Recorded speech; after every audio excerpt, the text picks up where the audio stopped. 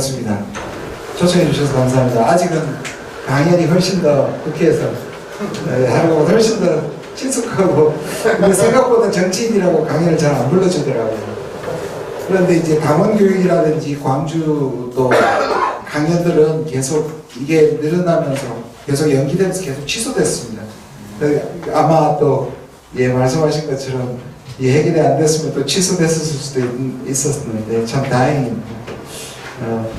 확신하는 일이었지만 자꾸 미뤄지면서 불안도 하고 했었는데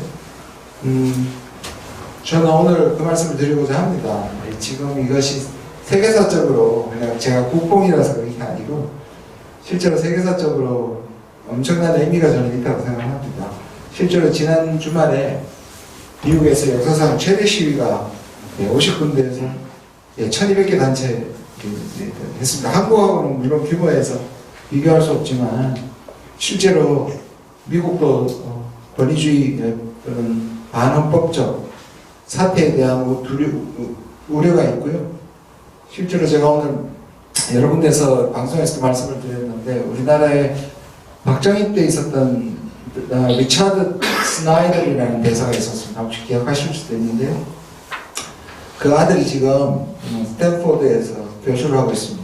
정치학을 가르치고 있는데 저랑 한 달 전에 한국에 와서 이제 민주화 이걸 연구하면서 저랑 2시간 정도 토론을 했는데 그때 그런 말을 했습니다. 어쩌면 미국의 내년 중간선거는 없을 수도 있다. 트럼프가 3선 또는 지금 얘기 나오는 것처럼 부통령을 내세우는 푸틴의 방법으로 독재를 연장하려고 한다. 미국의 민주주의는 오히려 한국보다 더 위험하다. 한국이 민주주의를 지켜내는 것이 어쩌면 민주사회, 전 세계 민주주의에 큰 용기를 주는 일이고 이정표가 될 것이다 라고 저한테 얘기를 했습니다. 실제로 저도 그런 생각이 있고요. 트럼프는 우리가 단 한 번도 배우지도 듣지도 보지도 못한 유형입니다. 이 사람의 굉장히 유학적인 모습이나 비합리적인 모습이나 소위 말하는 광인 전략 그것이 계산되었던 계산되지 않은 전 둘 다 있다고 생각합니다. 계산된 측면도 있고 실제로 그런 측면이 있는 건 확실합니다. 근데 그것이 이 개인에 의해서 끝나는 것이 아니라 지금 전체 국제 질서가 파괴되는 것과 같이 맞물려 있습니다. 저는 트럼프는 원인이기도 하고 결과라고 생각합니다. 또는 촉매이기도 하다고 생각합니다. 그래서 오늘 저는 국제 정치가 어떻게 움직이는 걸 말씀드리고 트럼프가 거기에서 무슨 의미를 가지고 있고 우리는 어떻게 해야 되느냐 그걸 좀 어쩌면 거대 담론일 수도 있는데 이해를 해야만 다음 민주정부가 어떤 역할이고 어떤 걸 이겨내야 되는지도 같이 나올 것 같습니다. 지난 트럼프가 50일 되는 때에 뉴욕타임스가 사설에서 이렇게 얘기합니다. 지난 80년 동안 미국이 어렵게 쌓아왔던 국제 질서를 트럼프는 단 50일 만에 망가뜨렸다. 저는 전적으로 동의합니다. 아직 다 망가지진 않았지만 분명히 어떤 형태의 정도의 문제지 부서지고 있다, 망가지고 있다고 이렇게 볼 수 있을 것 같습니다. 그러면 트럼프가 탄생하기 전까지의 한 30년 정도 우리가 탈냉전이라고 부르는 것부터 좀 볼 필요가 있을 것 같습니다. 그림이 조금 복잡하긴 한데 제가 이거 하나만 가지고도 1시간 설명할 수 있는데 간단하게 뒤에 얘기할 게 많아서 91년에 소련이 붕괴했습니다. 크리스마스 때 붕괴를 하고 한 30년 되죠. 원 제너레이션이라고 할 수 있을 때 이 시기를 우리는 경제적으로 신자유주의 시대라고 부르고 정치적으로 국제정치적으로 팍스 아메리카나 1극 체제 이런 말을 붙이기도 합니다. 그리고 여러 가지 이 문제점에도 불구하고 하나의 질서가 2차 대전 또는 더 길게는 1차 대전 이후부터 아까 뉴욕타임스가 얘기한 것처럼 인류의 질서, 국제 질서가 좀 자리를 잡았다? 지속 가능한 어떤 질서로. 예를 들자면 경제 질서가 신자유주의가 분명히 이 소득 불균형이나 많은 문제점을 안고 있음에도 불구하고 자유무역이라든지 지정학의 위협으로부터 벗어난 장점들이 있고요. 또 민주주의도 사회주의 자체가 아니라 사회주의 국가들의 독재가 무너짐으로써 민주주의 친화적인 게 분명히 존재했고요. 그 다음에 국제질서도 미국이 패권을 차지하지만 미국의 위성이든 뭐든 일단 국제기구나 소위 말하는 글로벌 거버넌스로 규칙화되는 그런 부분에서의 장점들이 있었는데 그 자체가 지금 다 무너지고 있습니다. 그러면 그 무너지는 게 트럼프 때 아까 제가 트럼프가 촉매이기도 하고 결과이기도 한데 원인이기도 하지만요. 그럼 그 전에 어떤 보면 지금 표시되는 30년간의 질서를 간단하게라도 봐야지 이해할 수 있습니다. 30년의 큰 메가 트렌드는 여기에 마름모꼴로 표현했습니다. 그래서 30년도 이 두 질서가 치열하게 격렬하게 맞부딪혔는데요. 전반부는 대체로 세계화라든지 신자유주의라든지 팍스 아메리카나라든지 국제 글로벌 가버넌스가 아주 강하게 자리 잡고 뿌리를 내리는 기간이고요. 그 후부분은 이게 이제 서서히 약화되고 특히 이제 2016년에 트럼프가 등장하면서 호전적 민주주의 파편화, 그러니까 이거는 세계화는 하나의 통합적 경향을 가지고 국제 질서가 이제 하나의 질서로 완성되는 거죠. 그게 이제 반대로 무너지고 각자 도생으로 가는.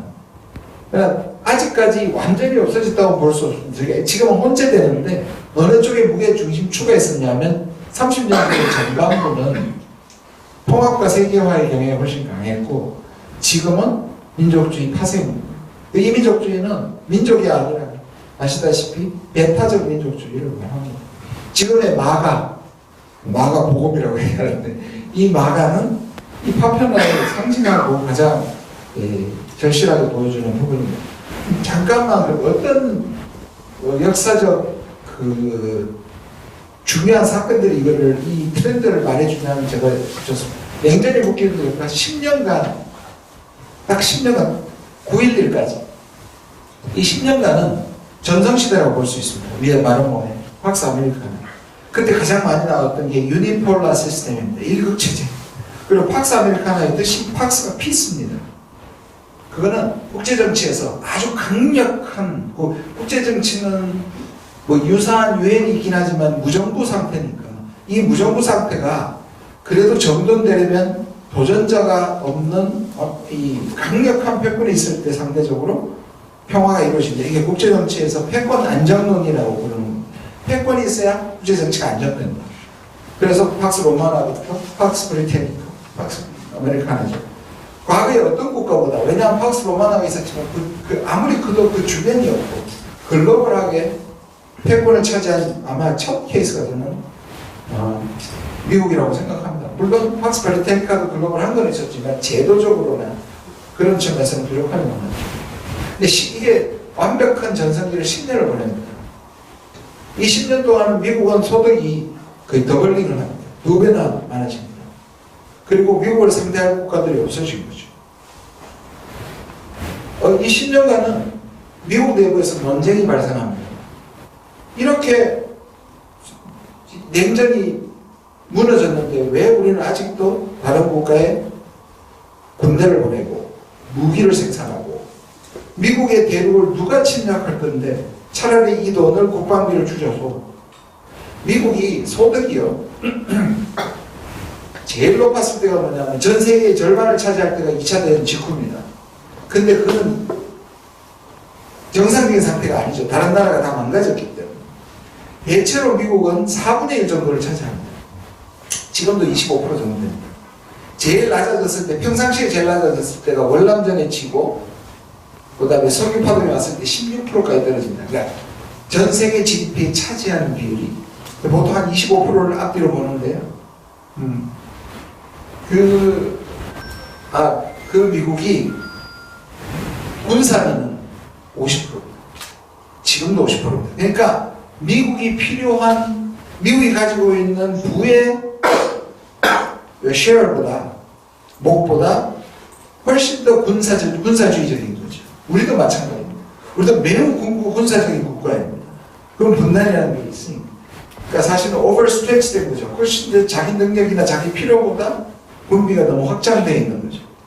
그래서 미국에서 나온 것이 이것을 확 줄여서 지금도 사실은 미국 내부에서 얘기하고 있는 거는 그런 얘기를 하는데 그때는 그게 아주 중요한 문제로 등장합니다. 그래서 사회나 복지나 교육에 투자하자라는 목소리가 나왔습니다. 그런데 불과 10년 만에 터지는 게 9.11입니다. 근데 미국은 저 사이에 줄이고 싶었는데 미국이 살아온 생존하는 미국의 생존법은 자기보다 나쁜 놈이 존재했기 때문에 선했던 겁니다. 정당성이. 늘 그랬습니다. 독일, 일본, 중국, 소련. 그런데 갑자기 적이 없어져 버렸어요. 그러니까 미국은 이 적이 없는 시대의 안보와 패권을 차지하는 방식을 너무 혼란스러워했어요. 그게 어디서 나타났냐면 르완다라든지 앙골라 같은 사태에서 일어납니다. 그래서 클린턴 때 CIA 국장을 했던 제임스 울시라는 사람이 이렇게 얘기했습니다. 큰 용 한 마리를 잡았더니만 독사가 울거리는 세계가 되어버렸다. 무서운 이 공룡 한 마리를 처치하고 나니 독사가 울거리는 세계가 되었다. 전 세계 전쟁의 위험은 떨어졌지만 그만 혼란스러웠다는 얘기를 합니다. 그런데 그 독사 하나를 놓고 뭔가 새로운 안보 독트린을 만들어낼 수가 없었어요. 그래서 실제로 군비도 줄이지 못했고요. 그런데 마침 9.11을 터집니다. 그래서 어떤 9.11을 일부러 일으켰다고 얘기하는데 그건 아닌 것 같아요. 근데 9.11이 실제로 미국의 살아오던 생존 방식을 다시 복구하는 데 큰 도움을 줍니다. 옛날처럼 살아가도 되겠구나. 그런데 모양이 약간 빠집니다. 소련이나 중국이나 이게 아니고 수십 명의 테러리스트, 알카에다가 아무리 무서워도 미국이 적을 대상으로 다시 옛날에 안보 독트린이나 정책 독트린을 하기에는 모양이 빠지잖아요. 그래서 만들어내는 게 배후의 국가들입니다. 그래서 악의 축이라는 말이 나오기 시작합니다. 그리고 그걸 부시 독트린이라고 붙입니다. 자, 팍스 아메리카노가 완벽한 줄 알았는데 아직 위험 요소들이 존재하고 그런 겉으로 나타난 9.11이지만 배후에 있는 악의 축들이 그런 테러리즘을 양산한다. 그래서 시작된 게 그 세 국가가 이란, 이라크, 북한입니다. 그래서 이라크부터 전쟁을 하기 시작합니다. 그럼 아프간도 하는데 세 가지만 하니까 또 뭔가 모양이 빠져요. 그래서 네 국가를 더 합쳐서 깡패 국가, 로브 스테이트라는 붙입니다. 이 세 개에다가 수단, 아프가니스탄, 리비아, 쿠바. 이 국가들은 뭐냐? 이들이 테러리즘하고 단절시키는 것도 중요하지만 이 국가들을 민주화시켜야 체제를 바꿔야 진정한 의미의 팍스가 온다는 겁니다. 그래서 전쟁을 시작한 게 아프간 전쟁과 이라크 전쟁입니다. 그런데 미국이 원하는 대로 안 됐죠. 자, 그러는 중에 7년 후에 사실은 더 심각한 일이 벌어집니다. 신자유주의가 가진 가장 치명적 약점인 불평등과 이게 불평등의 문제와 동시에 소위 말하는 돈놀이 경제입니다. 카지노 캐피탈리즘입니다. 이게 약점을 드러냅니다. 사회주의가 붕괴된 것은 사회주의를 실험한 국가들의 실험 실패이죠. 엄격하게 얘기하면. 자본주의가 가지고 있는 것이 자기 완성을 했기 때문에 사회주의가 진 게 아닙니다. 그러니까 자본주의가 가지고 있는 치명적인 약점을 드러낸 것이고 그 내부적으로는 그게 소득 불균형이 아니고요. 외부적으로는 전 세계가 돈놀이 경제에 빠져 있는 거예요. 지금도 우리가 토마 피케티가 얘기하듯이 자본주의를 고쳐줄 수 없는 가장 큰 이유 결국 자본소득을 가지고 있는 것은 더 늘어나고 근로소득은 줄어들면서 격차가 많아지는 거예요. 이것은 자본주의를 윤석열 내란 세력은 고쳐쓸 수 없다는 것 마찬가지로 자본주의를 고쳐쓸 수가 없는 거예요. 배분도 얘기하고 교육도 얘기하지만 돈 있는 곳에 훨씬 더 이윤이 많은 곳에 그런데 지금의 경제의 문제는 고용을 창출하지 않고 자본의 돈놀이에 의해서 계속 돈이 절대적으로 많아지는 시스템이 그것이 빵꾸가 나는 것이 펑크가 나는 것이 바로 이거는 미국이 냉전에서도 이기고 팍스 아메리카노에서 했던 그러니까 2001년에 이런 심리적으로 외교 정책 이론적으로 충격을 줬지만 월스트리트가 무너지는 경우 무너질 뻔한 경험은 미국한테 실제로 엄청난 영향을 끼치고 근데 이걸 도와준 게 누구냐면 중국이에요. 중국이 흡수 충격을 다 흡수해줍니다. 근데 미국은 그 순간 느끼는 게 고맙다가 아니고 중국 많이 컸네. 그냥 그러면 큰일 나겠다 생각합니다. 이 시점이 미국과 중국이 또는 미국이 중국을 제압해야겠다라고 생각한 순간 그리고 16년입니다. 8년 저는 여기가 기점이라고 봅니다. 신기하게도 2016년에 똑같은 성격이 근대 사회를 독점했던 미국과 유럽에 동시에 있는 브렉시트와 트럼프의 당선입니다. 마가 똑같이 이 브렉시트는 뭐냐면 Make Great Britain Great Again. 그때 브렉시트가 국민투표를 통과하는데요. 그때 나온 논리가 뭐냐? 여러분 생각해보면 통합에 가장 앞섰던 게 뭡니까? 자, 제도와 안보와 경제 시스템까지 한 나라가 될 수 있다는 게 바로 EU잖아요. 그러니까 세계화의 가장 앞선 현상은 국가 통합입니다. 물론 완벽한 건 아니었지만 비교 상대적으로 가장 세계화가 진전된 곳의 현상이 바로 EU거든요. 처음으로 EU의 후퇴가 뭐냐? 유럽의 3강 중에 하나가 영국이 탈퇴하는 겁니다. 이거는 역전이거든요. 처음으로 제일 처음에 원자력 협정이나 또는 관세 협정으로 시작했던 유럽이 한 나라가 되는 건데 처음으로 리버스 역전 현상이 일어나는 게 이겁니다. 그 이유가 뭐냐? 통합보다 영국이 나오는 것이 영국한테 이익이라는 거예요. 처음으로 국가이익주의, 국가이익이 세계협력이나 지역협력을 이긴 겁니다. 그 대서양 건너편에 미국이 똑같죠. 지금까지 미국이 아까 말한 것처럼 미국이 다 만들어 놓은 겁니다. 그죠? 자유무역부터 시작해서 WHO, UN. 물론 그거는 미국이 패권을 유지하기 위해서 생으로 한 나라 한 나라 하는 것보다 규칙을 만들어 놓으면 훨씬 더 지배하기 좋지만 그게 다른 나라한테 받아들여진 이유는 그게 편성해서 다른 나라도 이익을 얻었기 때문입니다. 근데 미국이 이걸 해놓으니까 아까 말씀드린 누가 제일 재미를 봤다? 중국.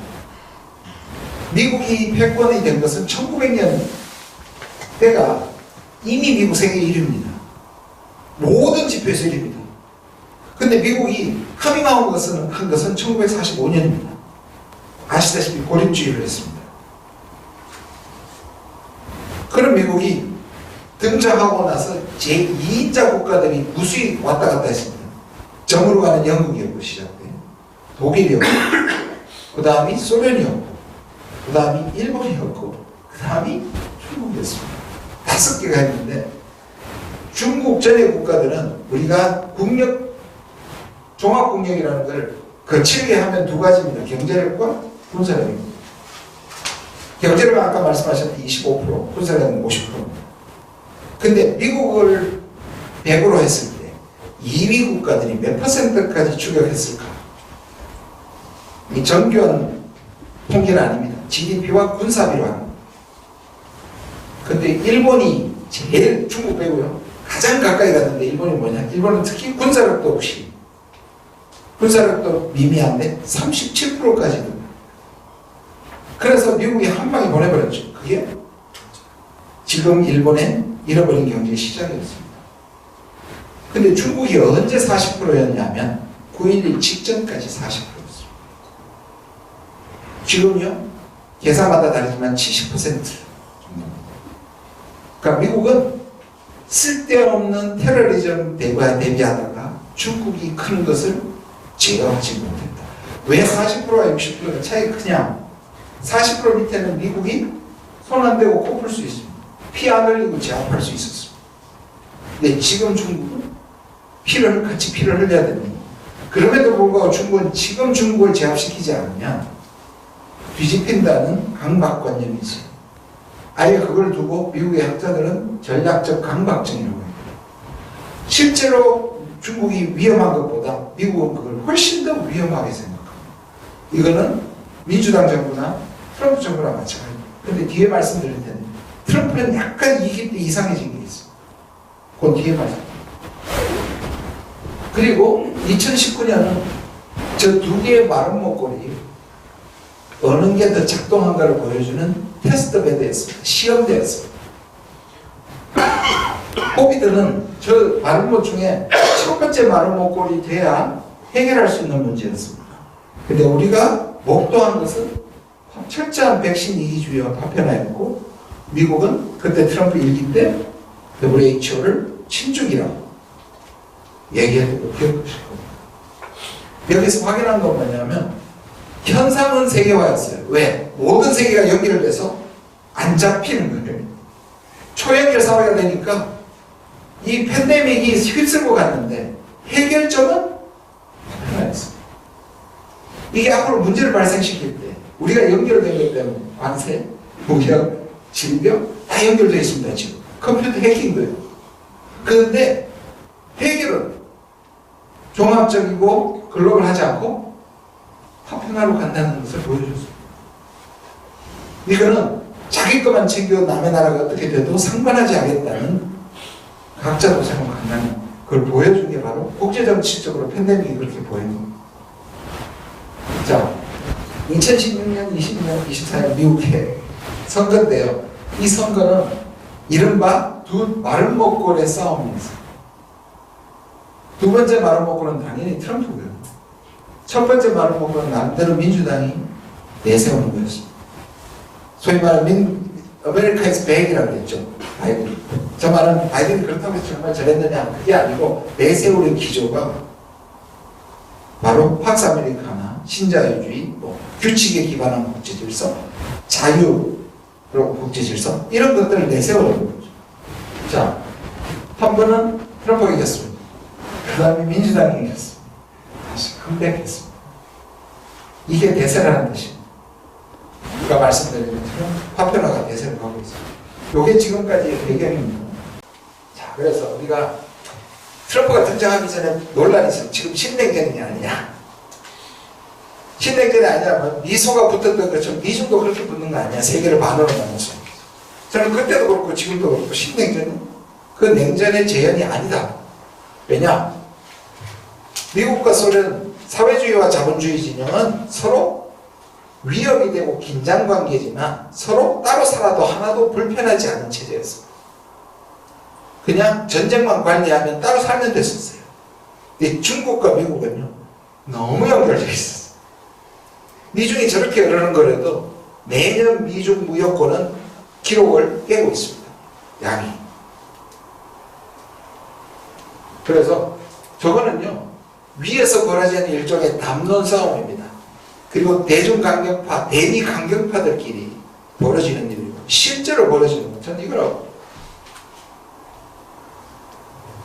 파편화 말씀드렸습니다. 지정함. 그 다음에 민족, 배타적 민족주의. 많은 사람들이 세계화 질서에서 중국만 얘기하는데 두 번째로 성장한 나라가 우리입니다. 우리는 지정학주가 아다시피 매우 불리한 위치. 지정학이 작동하면 우리한테는 여러 가지로 어렵습니다. 우리가 아무리 성장해도 주변 사가가 우리보다 더 나아요. 안보적으로나 경제적으로.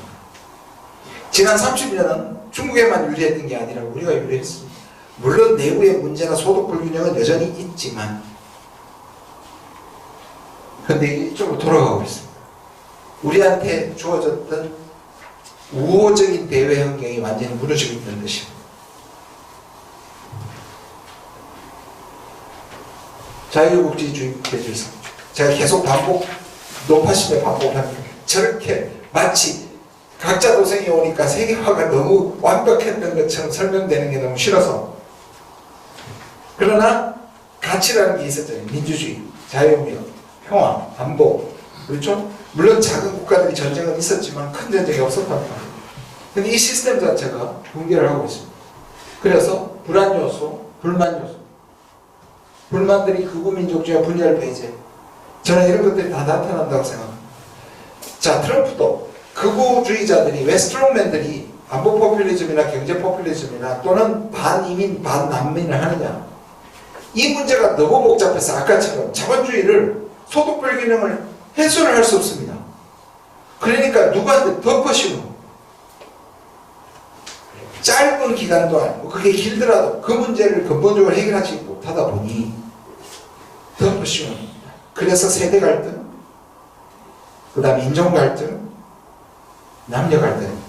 저는 그래서 이번에 빛의 혁명이 단순히 윤석열 끌어내리는 게 아니라 민주주의 회복이 아니라 저항하는 수많은 소수자들의 목소리가 있는 게 매우 중요하다고 생각합니다.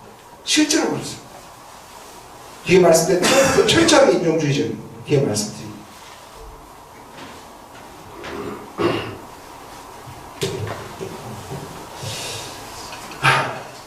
United States of America가 미 합중국이잖아요.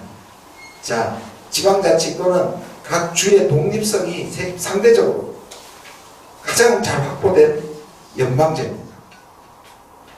그런데 이 유나이티드 말이 역설적으로 완전히 분裂돼서 DSA라고 부릅니다. 스스로 자조적으로.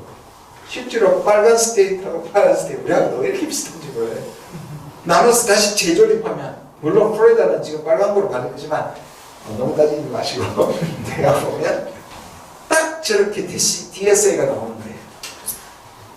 저는요 미국에 안 배웠으면 하는 가장 잘못되게 배운 것이 바로 이 양극화입니다. 실제로 그러면 진보와 보수가 붙었냐? 그것도 아니에요. 미국이요 진보 세력 없습니다. 우리나라 너무 똑같아요. 미국의 민주당이나 한국 민주당은 중도고요. 잘 봐줘요. 그리고 그겁니다. 생각으로는 공산당도 존재하지만 의미 있는 정치 세력으로 진보는 미국에도 없고 한국에도 없어요. 이 양당 구조가 저는 엄청난 폐해가 제가 삼당이라서 하는 말이 아니라 아시잖아요.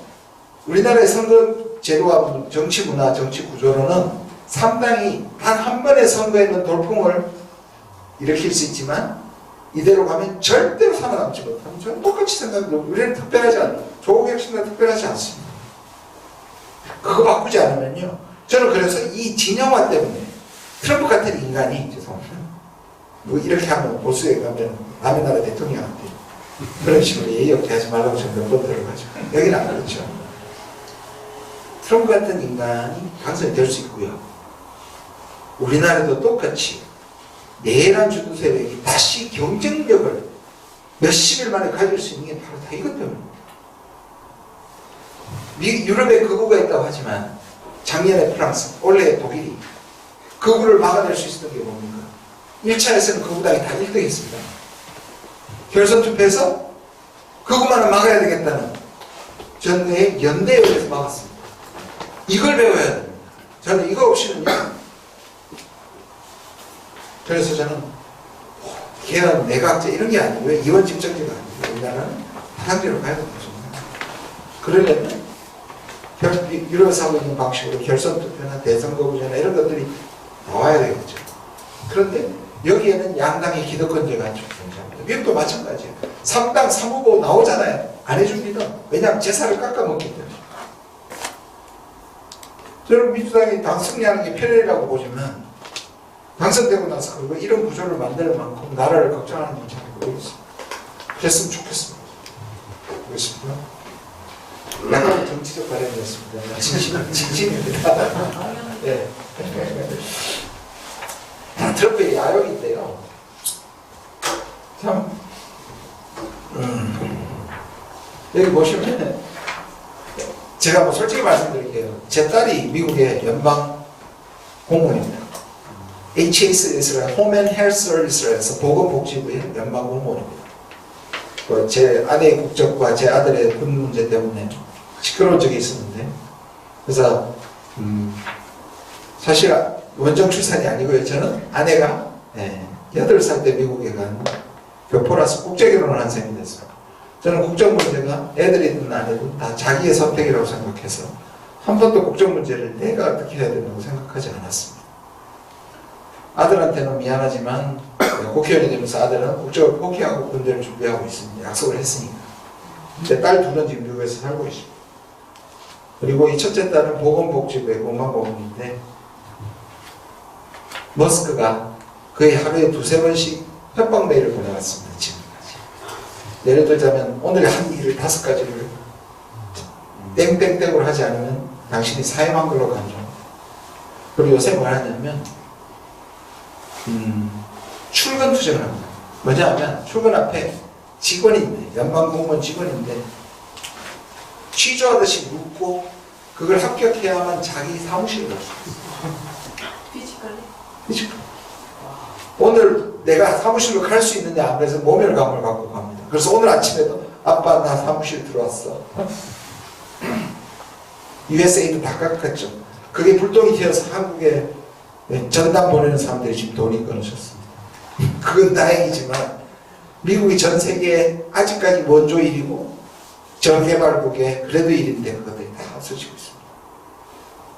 아무튼 미국의 시스템이 무너지고, 그래서 아까 말씀드린 것처럼 미국의 지금 시위가 전 반트럼프 시위가 계속 커질 것 같습니다.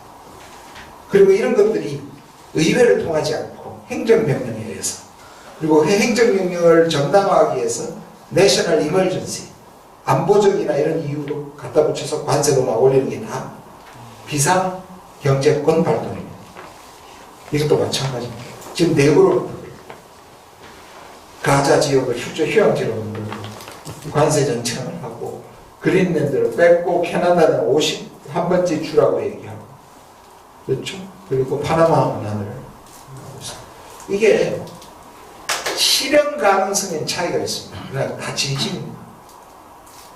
그렇게 흔들어대서 실제로 얻어내는 게 있고, 트럼프는 저는 한마디로 쉐이커라고 생각합니다. 다 흔들어버리고 기존의 시스템을 완전히 붕괴시키고, 그럼 우리가 생각할 수 있죠. 붕괴시키면 좋아질 수도 있고 새로운 질서, 나빠질 수도 있겠죠. 근데 나빠질 가능성이 훨씬 더 많죠. 저는 트럼프의 관세전쟁이나 보호무역이나 미국이 성공 못한다고 보는데, 성공 못하는 건 우리가 괜찮으냐? 아니요. 성공 못하는 동안 망가지고 가장 취약한 국가 중에 하나가 한국이다. 정신적으로, 인식적으로, 안보적으로, 경제적으로. 제가 그런 얘기를 합니다. 캐나다는 그래도 메이플 시럽이나 있고 멕시코는 아보카도나 있고, 미국 사람들이 너무 좋아하고 하루만 없어도, 하루만 물가가 올라가도 못 견디는 그 결정적인 게, 우리는 이미 가지고 있어요. 사실상 한국이 갖고 있는 제조업 생산 능력은 얼마든지 지렛대가 될 수 있는데, 지금의 진보 정부든 보수 정부든 미국을 사용해서 사용할 수 있는 결기가 없습니다. 현대는 생산지를 옮겨서 살아남을 수 있습니다. 근데 미국하고 현대만 좋죠. 전 세계에 팔 수 있는 현대의 마켓이 정해져 있는데, 미국의 공장을 지으면 한국 공장을 줄여요. 미국이 그걸 못하게 보편 가서 때리는 거예요. 옛날에는 그러면 미국에 안 얻어맞는 멕시코나 캐나다나 베트남에 옮겨가지고 팔았잖아요. 생산했잖아요. 이제 다 때리기 때문에 줄여야 되는 건 한국 것만 줄여야 돼요. 우리나라에 있는 것만 줄여야 돼요. 이게 지금 현실입니다. 그러면요, 저는 트럼프가 10년, 20년 못할 거 아니에요. 자기는 한다고 하지만. 그러면 이걸 버텨내야 돼요. 근데 왜 공장 짓고 그러려면 최소 5년에서 10년 걸리잖아요. 그러면 정부가 나서서 현대도 같이 말해야 된다. 미국에서 판매량 떨어져도 견뎌야 되는 거예요. 그걸 다변화해서 유럽에 더 팔고 중국에 더 팔아야 되는 거예요. 미국은 중국한테 가까이 하지 말라면서 자기들 우리 숨을 주는 거예요. 그런 결기가 없으면요, 트럼프가 흔드는데 제일 많이 흔들리고 망가질 게 우리라는 것입니다. 트럼피즘, 트럼프를 이제 ISM을 붙여서 트럼프주의라고 부릅니다. 트럼피즘은 3차원입니다. 세 가지 차원이 있습니다. 독점입니다, 첫 번째. 트럼프 자체가 독점입니다. 단 하루만 독재자가 되고 싶다 그랬지만, 아니요. 그는 진짜 독재자가 되고 싶어 하는 것입니다. 트럼프가 자기가 안 되면 나이도 많이 먹고, 연임에 걸리면 아까 말한 것처럼 벤스를 내세우겠죠. 벤스는 더한 사람입니다. 트럼프만큼 더하면 더한 사람. 그리고 인종주의입니다. 그러니까 트럼피즘은요, 어떤 강박에서 출발하냐면, 미국의 주인이었던 백인이 그 지위를 잃어버릴까봐 생기는 공포. 미국의 패권이 전 세계에서 중국한테 뒤집힐 것 같은 공포에서 나오는 겁니다. 트럼프 한번 쭉 보십시오. 전공도 전문가 영역도 소용없고요. 그냥 금발에 키 크고 잘생긴 여자 남자들, 그래서 바비 인형들을 세워놓은 거랍니다. 실제로 그래요. 99.9%입니다. 고위직 차관급 이상에서 장관급은 물론이고 한 명 정도밖에 없습니다. 유색인종 흑인. 민족주의죠. 실제로 2035년이 지나면 미국의 백인의 숫자가 절반 밑으로 떨어집니다. 인종주의가 숨어 있습니다. 그래서 나치, 반이민, 반인. 제가 그런 비유를 합니다. 트럼프 사실은 이것도 우리하고 닮았는데 뭔가 평행이론 같아요. 원래 노동자들은 민주당의 편이죠. 민주당이 노동자들이 민주당의 지지 기반이에요. 그게 깨진 게 첫 번째 2016년에 트럼프가 됐을 때 러스트 벨트. 이번에도 마찬가지입니다. 러스트 벨트가 뭡니까? 아까 말씀드린 전통적인 고용을 창출하는 기계, 철강, 자동차, 그렇죠? 근데 그것이 미국이 경쟁력을 잃으면서 월가로 넘어갔고, 이들은 그 백인들도 사실은 피해자들입니다. 그런데 트럼프가 이 피해자들을 해결시켜주는 게 아니라 누구 욕을 합니까? 말씀드린 건 이민자, 유색인종. 자, 세차장에 가면 손세차가 미국이 엄청 비쌉니다. 차 한 대가 벤츠를 보고 딱 들어옵니다.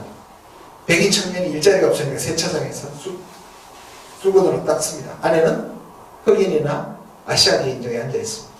너무나 당연하고 그게 미국 가치로 내세웠는데 이게 미국 백인들한테는 말도 안 되는 현상이고 이걸 혐오와 배제에 사용합니다. 그래서 그 클린턴이 떨어졌을 때 힐러리 클린턴한테 얘기한 게 밖으로는 노동자의 아픔을 얘기하면서 최고급 호텔에서 강의 한 번 하고 수십만 불을 버는 엄청 탁하고 와닿죠. 그리고 우리나라에 강남 좌파는 말과 똑같은 말이 있습니다. 칵테일 레프트.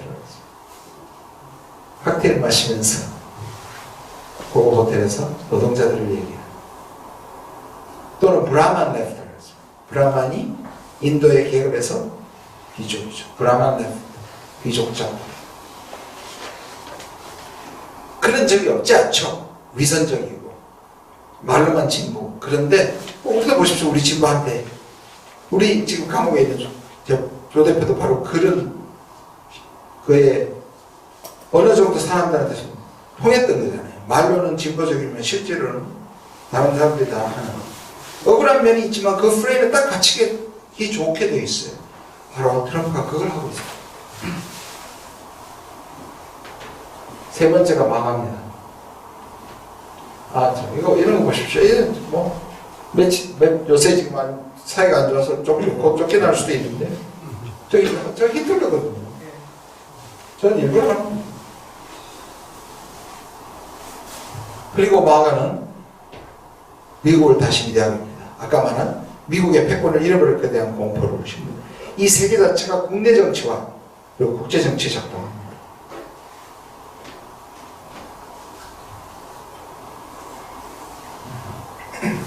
자, 조금 이론이긴 하지만 제가 쉽게 설명하겠습니다. 리버럴리스트, 이거는 소위 말하는 국제주의, 아까 말한 세계화를 지지하는 세력입니다. 물론 바이든도 반중이라는 게 이렇게 섞여 있지만 표방하는 것이, 그리고 미국이 30년간 표방했고, 아까 뉴욕타임스가 얘기하는 80년 동안 우리한테 윤석열과 짝짝꿍이 돼서 했던 말이 저거잖아요. 권위주의 진영과 자유주의 진영. 자유주의 국제질서 또는 규칙에 기반한 국제질서. 그리고 저쪽은 아니라고 했다. 그게 리버럴리즘입니다. 가치, 이념이 중요합니다. 이 네오콘들은 뭐냐? 반중, 그 다음에 강경한 세력, 세계를 흑백론으로 보고요. 그래서 아들 부시 됩니다. 그래서 이들은 그런 악의 무리들, 악의 국가들을 처단하지 않고서는 세계 평화가 없다고 보는 겁니다. 트럼프 1기 때 이들이 꽤 작동을 했습니다.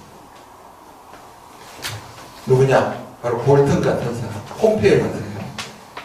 그래서 트럼프가 자기가 김정은을 포함해서 세계 평화를, 여러분 이게 되게 재밌는 사실인데 트럼프한테 무슨 강박이 또 있냐면 평화 강박증이 있습니다. 의외죠? 자기가 그래서 처음에 취임 선서할 때 자기가 뭘 피스메이커라는 말을 마지막에 붙였습니다. 전쟁이 있는 것은 그러니까 자기가 있을 때 전쟁이 새로 일어나지 않고 있었던 전쟁을 해결하는 사람이 되고 싶어 합니다. 그래서 노벨 평화상을 받는 게 정말 중요한 사람입니다. 자기만의 평화를 가져올 수 있다고. 실제로 저렇게 배제와 해고를 하면서 사람 좀 그런 면이 있지 않습니까? 트럼프는 그게 굉장히 세요. 그래서 일기의 자기의 실패는 네오콘들 때문이다. 그래서 대놓고 볼턴과 폼페이오를 엄청나게 욕합니다. 그래서 만들어진 게 바로 이겁니다. 둘 다 자기가 보기에는 미국이 오지랖이거든요. 이유는 다르지만 리버럴스도 저 리버럴리즘 때문에 뭐가 된다. 다른 나라들이 미국이 등에다가 빨대를 꽂는다고 생각합니다. 미국이 이 리버럴리즘을 유지하기 위해서 안보도 제공하고 시장도 제공한 게 이게 바보였다 이거죠. 그 다음에 선악으로 구별하니까 러브 전쟁 못 끝내는 거예요. 우크라이나는 그러니까 러시아가 악마니까 악이니까 손을 못 잡는 거예요. 네오콘식으로 하면. 근데 이걸 못 던져버리면 뭐예요? 러시아와 짝짝꿍이 돼서 전쟁을 끝낼 수 있는 거예요. 그게 어떻게 작동하는지 보이시죠? 그겁니다.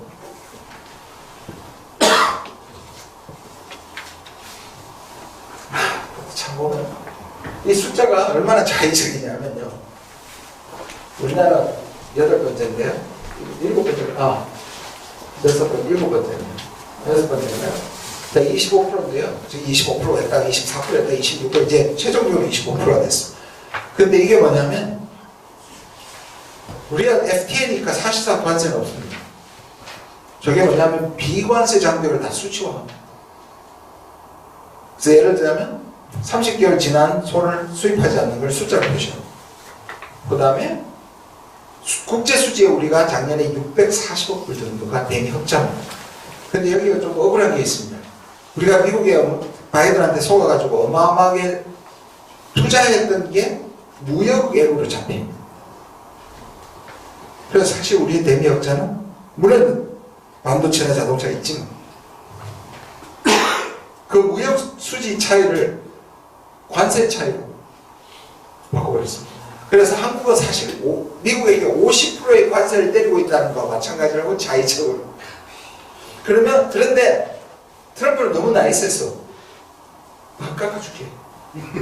25% 주는 겁니다. 근데 그 근거는 아까 말한 것처럼 미국의 자의적으로. 아니 국제수지와 관세가 비관세를 수치화하는 게 말이 안 되는 공식이죠. 그럼 왜 저렇게 하느냐. 이렇게 봐주는데 니들이 보복 관세하면 나머지 25% 때린다는 거죠. 네. 근데 미국이 관세주의나 보호주의를 해서 한 번도 성공한 적이 없습니다. 근데 제가 아까도 말씀드렸지만 트럼프가 성공하느냐의 문제가 아니고 성공할 때까지 우리가 너무 많이 망가집니다. 제가 성공 못한다고 보는데 미국에게도 불리하고 미국의 서민들한테 불리하고 당연히 미국이에요.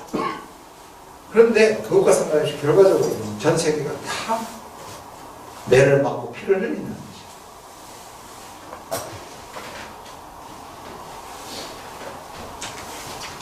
예, 제가 오늘 국회에서 계속 제기했던 이 민감국가 리스트인데요.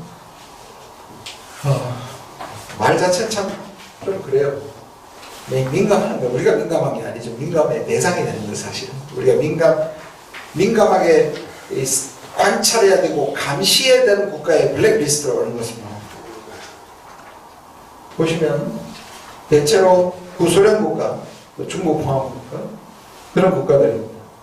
물론 이스라엘과 대만이 들어있지만 저들은 핵 문제 중국이 갖고 있으니까. 그리고 미국과 정식 동맹이 아닙니다.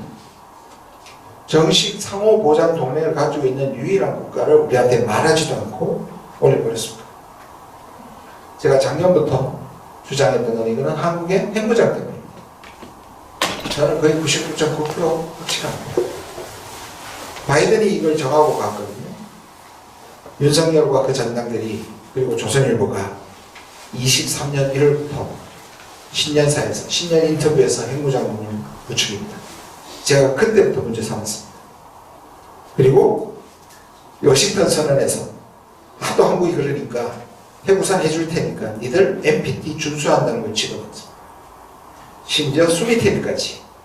수미테리를 10몇 년을 조사했는데 왜 저렇게 되느냐. 수미테리가 한국에서 돈을 받고 외교부에서 돈을 받고 핵무장을 지지하는 활동을 해왔거든요.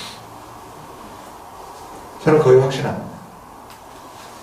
그럼 지금 조선일보는 제 실명을 거론하면서 조선일보가 갑자기 자주적이 돼가지고요. 저한테 자주적으로도 핵무장하는지도 못하는 게 뭔 진보냐. 참 변신이 놀라워. 핵무장이 갑자기 자주가 됐습니다. 저는요, 역설적으로 이번에 찬물을 어디다 끼워가지고 다행이라고 생각하냐면요, 민주당 내부에서 핵잠재력이나 핵무장을 주장하는 사람들이 일부 나오기 시작했습니다. 오히려 그러니까 한국에서도 우리 핵무장 해야 된다 하는 주장하는 사람들의 사이에 끼어서 최소한의 핵잠재력 확보라는 것을 내세우려던 민주당에 참으로 확 끼어져서 핵무장론은 안 나올 것 같습니다. 다행히 국힘에서 나올 거고.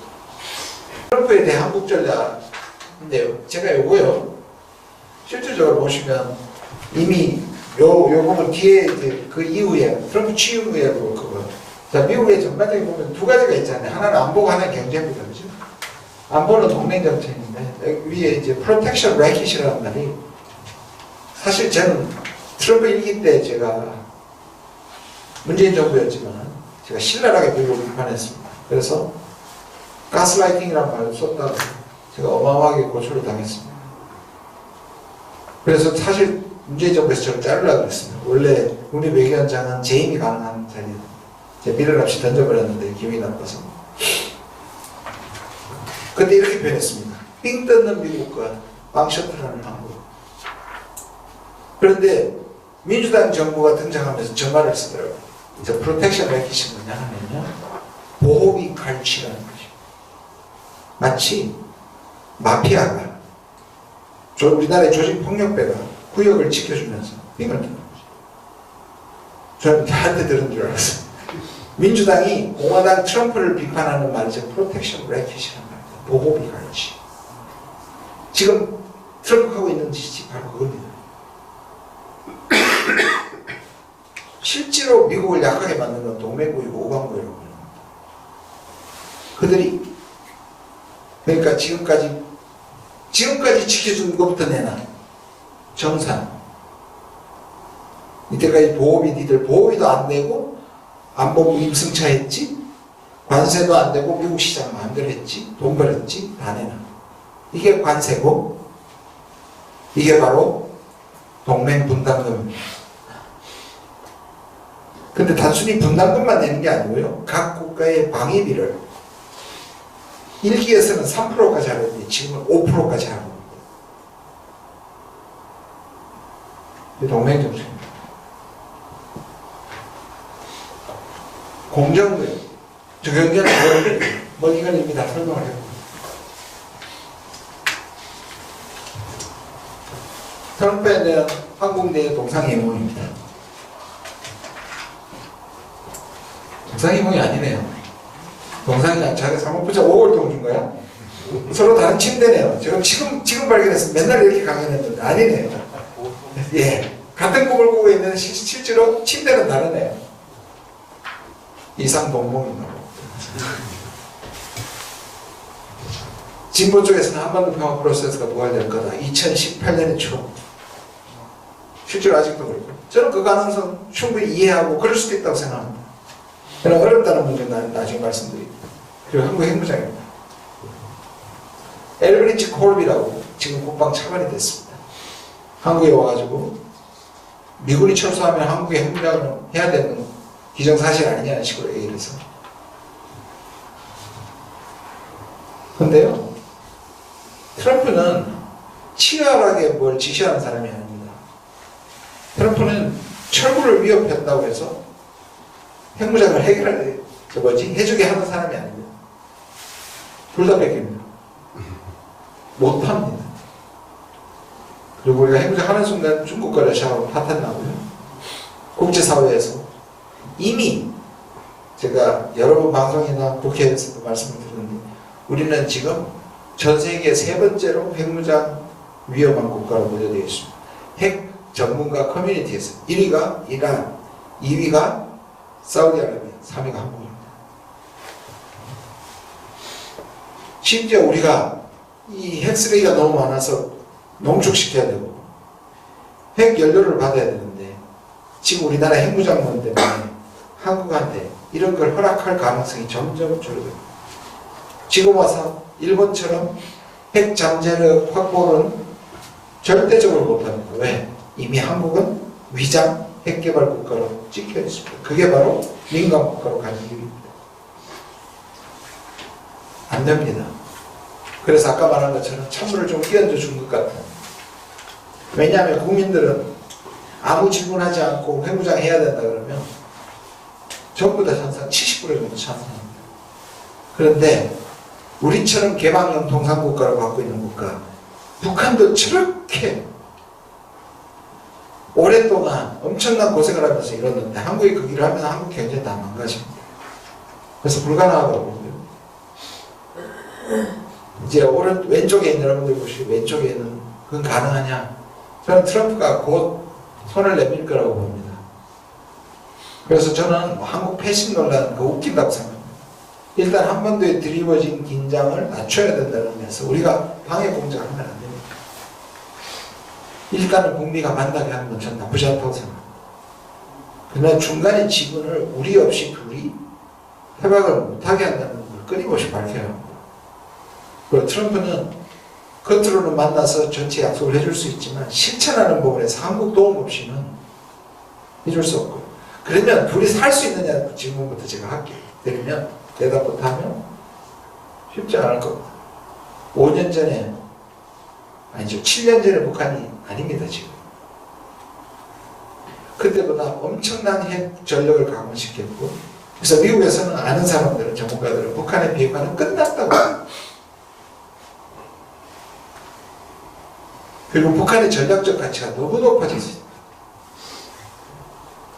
북한하고 북한군이 러시아에 파병한 거 아무 의미가 없습니다. 오히려 북한이 러시아한테 잘해주려고 하는 겁니다. 제가 보기에는 여전히 수백 명 수준 북한이 판 무기 정도 다루는 사람이 대체적으로 건설 엔지니어라고 저는 아직도 생각합니다.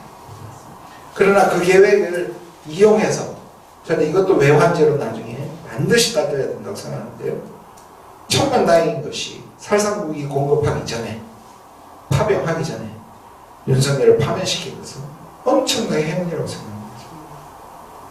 그럼 러시아 관계도 파탄날 뿐 아니라 우리는 다른 나라의 전력을 해서 북한하고 마찬가지. 자, 북한이 2019년에 하노이에서 엄청나게 뒤통수를 크게 맞았기 때문에 이번에는 쉽게 말씀드리면 현찰 박치기 해서 그럴 겁니다. 그때는 약속을 믿었습니다. 참 북한으로서는 드문 거였습니다. 북한은 항상 이에는 이, 눈에는 눈이 나온 게 북한의 방식이었습니다. 그런데 이상하게 2018년 북한이 먼저 분계를 없애고 동창기 없애고 핵실험 가동 중단시키고 그렇게 다시는 않을 겁니다. 저는 계속 메아리 치는 게 뭐냐면 2019년에 하노이에서 깨어지고 나서 최선희가 나와서 미국과 한국은 향후에 절대로 이렇게 좋은 기회를 다시는 얻지 못할 거다.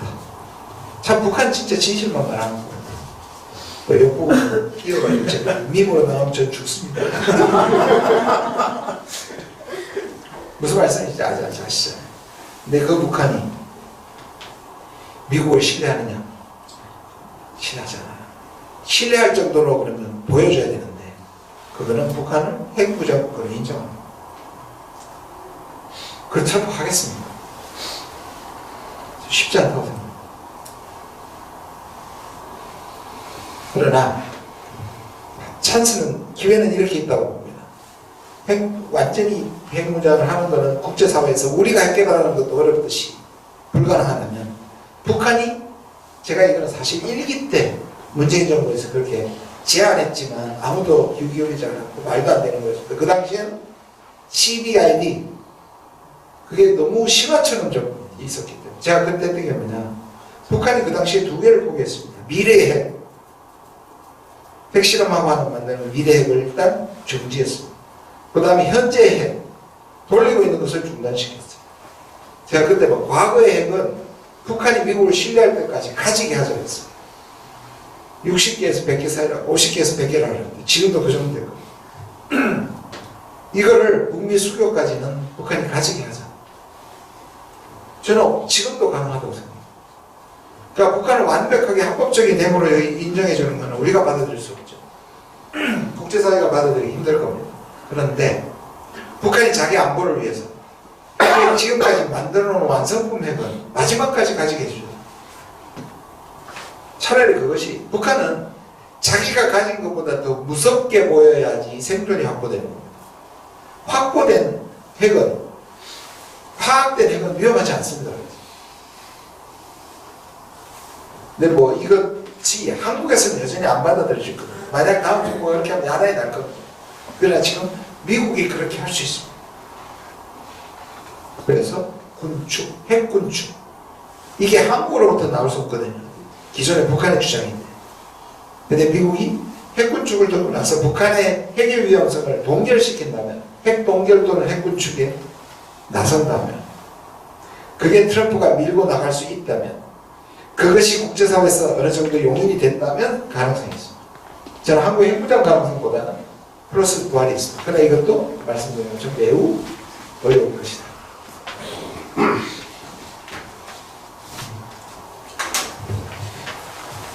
20분 넘었네. 조금 늦게 시작했습니다. 나는 20분 안에 끝내겠습니다. 이 한반도 평화달성의 딜레마인데, 저는 이것도 아까 제가 미국에만 쓸 수 있는 다음 정부의 지도자의 결기에 대해서 말씀드렸는데, 이 평화도의 이 결기가 너무너무 필요합니다. 왜냐하면 우리가 보통 틸레마라고 그러는데, 딜레마인데, 이 빨간색은 아시다시피 보수입니다.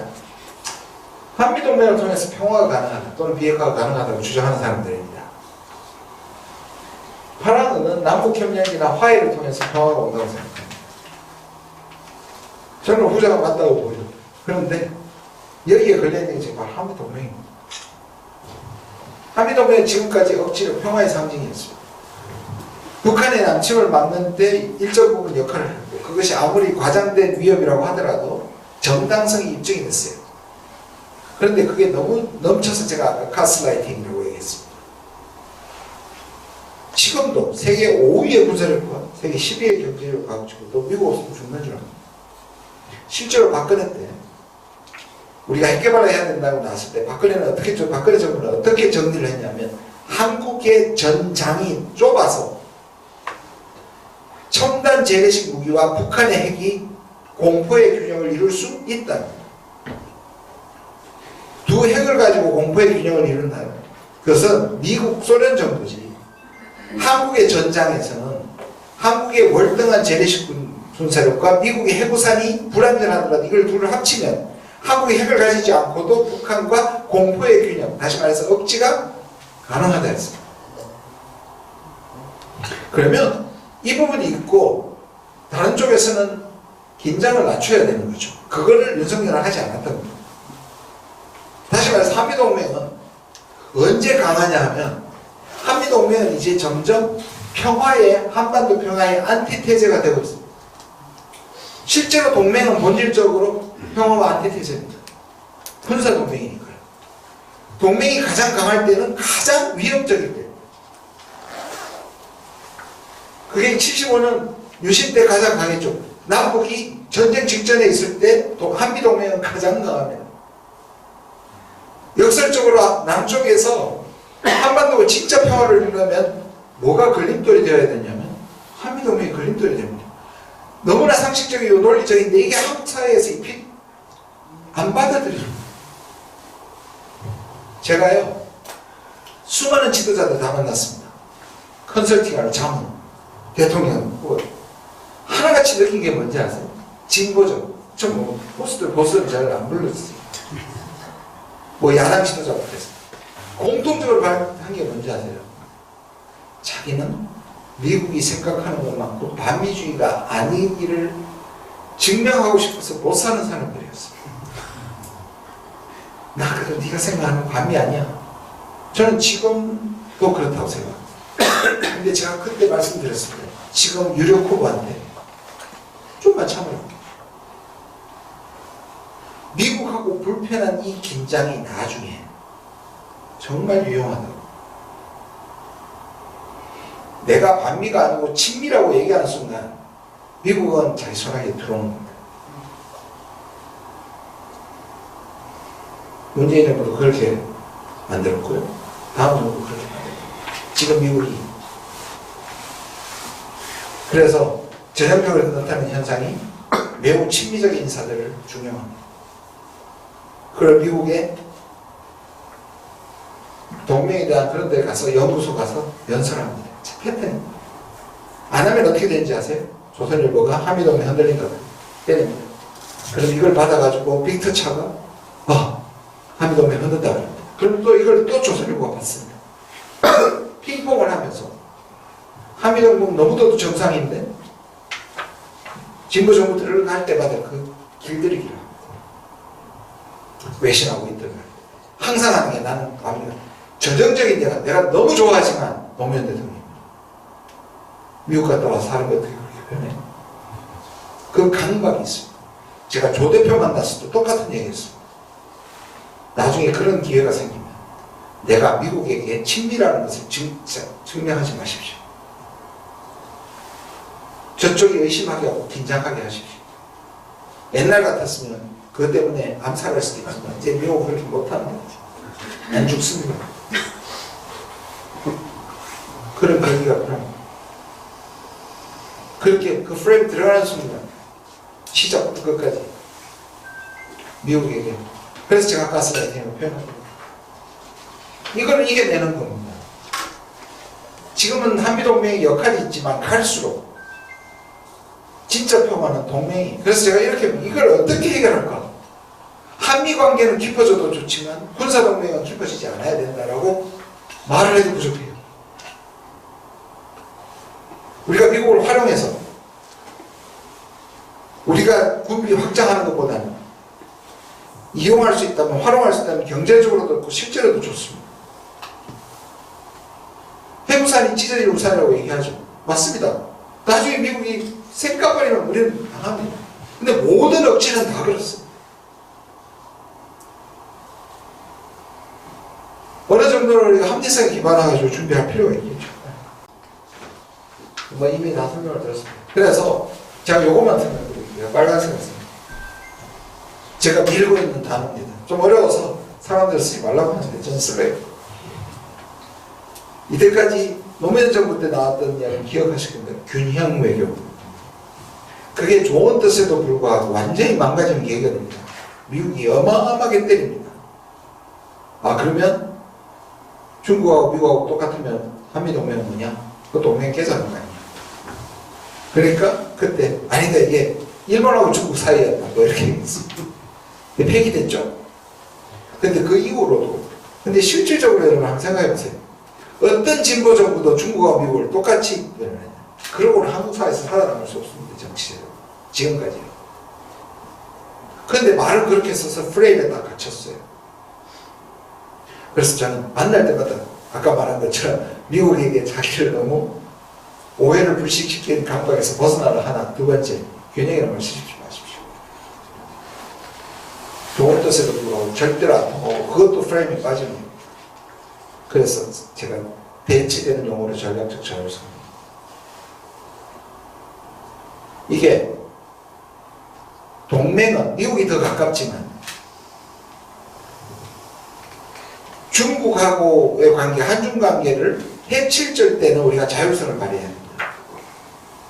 라는 뜻입니다. 근데 나만 쓰는 게 아니고 저만 쓰는 게 아니라 이게 원래 EU나 인도가 쓰고 있습니다. 프랑스가 바로 유럽의 자율성을 얘기할 때 전략적 자율성을 얘기해요. 근데요, 저는 이번 계기에 적어도 안 써도 될 것 같아요.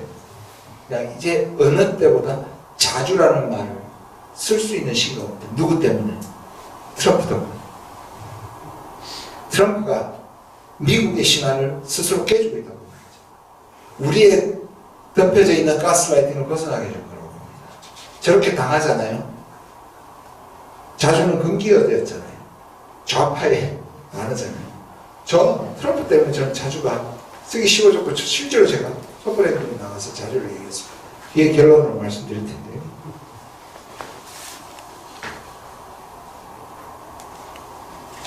제가 왼쪽에 있는 게 작년 말에 국민의힘과 민주당이 같이 합의해서 한미동맹 지지 결의안을 냈습니다. 그게 언제였죠? 몇 주 됐죠? 통과시키는데 제가 반대 토론을 했습니다. 한미동맹 지지 결의안에 반대 토론하는 의회에서 처음이었습니다. 저는 올라가면서 한미동맹 자체를 반대하는 게 아니라 지금은 트럼프한테 먹잇감으로 주는 거예요. 우리가 혈맹이라고 얘기하면 트럼프, 그래? 그럼 우리 빚감 내놔. 이게 트럼프가 우크라이나한테 지금까지 준 거를 더 부풀려가지고 내놔라. 미래에 대한 돈이 아니고요.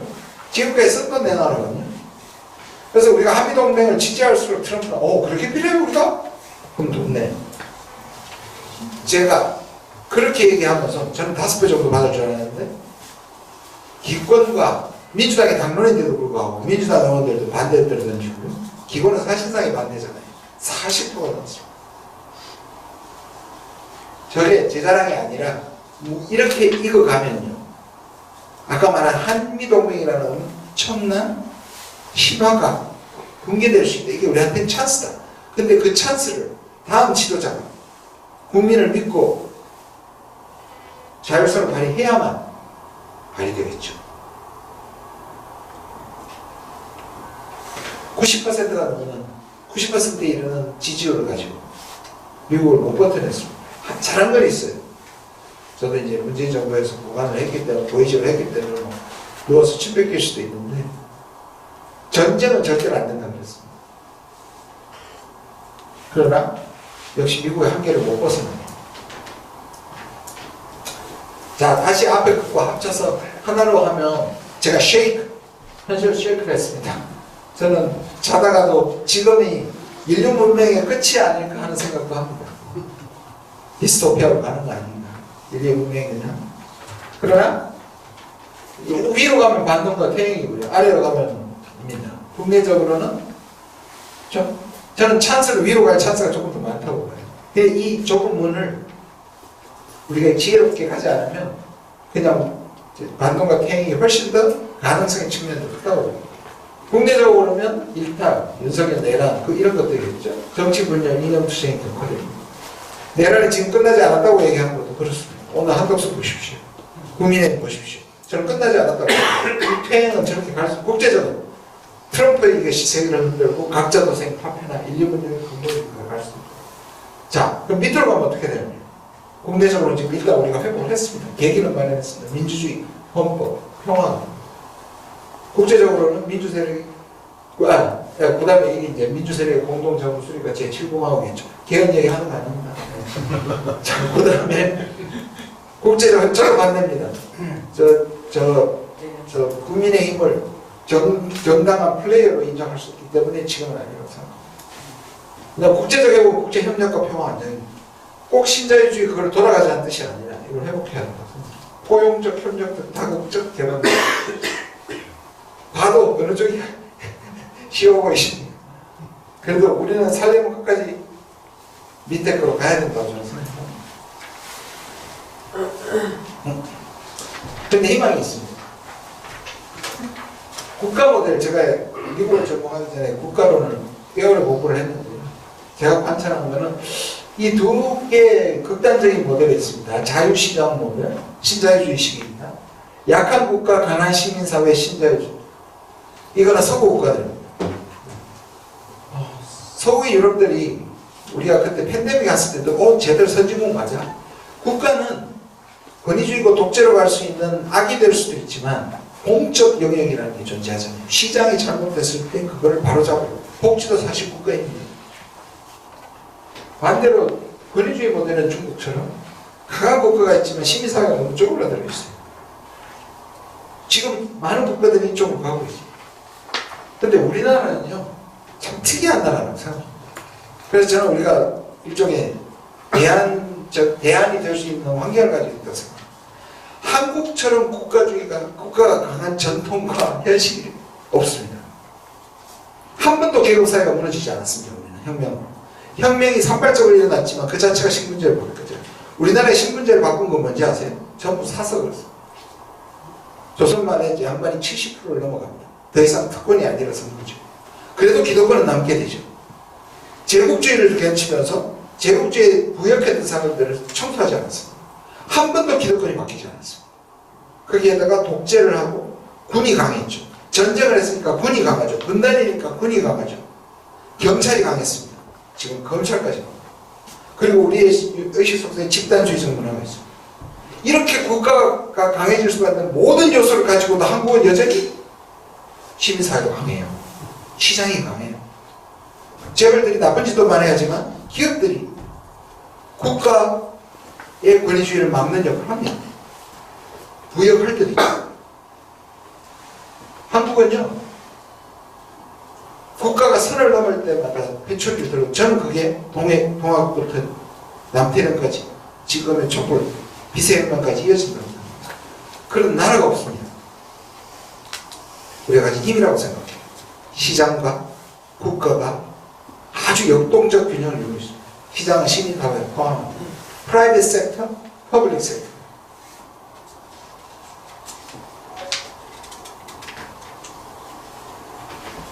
아까 민주주의 무너진 거 얘기했지만 예태보리 이 기사 보셨을 겁니다. 우리나라가 순위가 떨어지는 것도 중요하지만 주목하는 것이지만 전 세계에 수십 년 만에 처음으로 권위주의 국가의 숫자가 민주주의 국가의 숫자보다 더 많습니다.